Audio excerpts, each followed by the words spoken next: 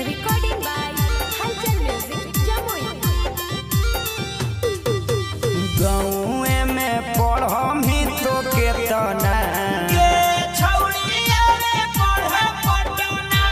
घर ही में लिखही की लिखना आवे पढ़े पटना नहीं तो हो जैतौ घटना लिखही की लिखना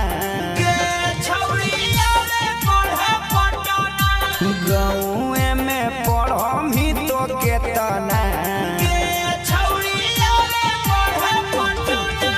घर ही में लिखही की लिखना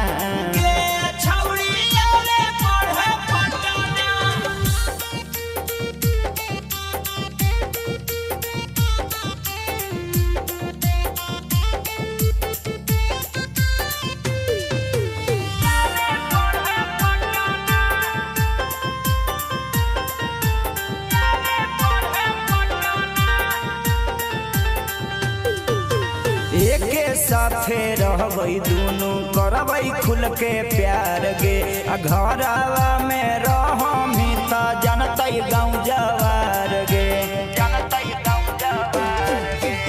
एके साथे रहबै दुनू करबै खुल के प्यार गे घरवा में रहमी त जनतै गाँव जवार गे बनाई के रखबौ हरदम तोरा अपना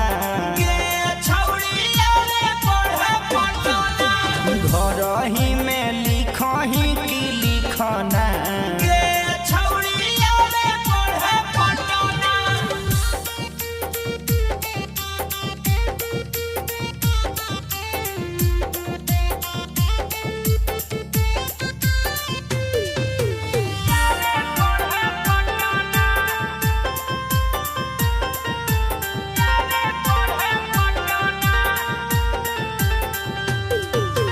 दशरथ भीम के छौरी मानी ले कहनावा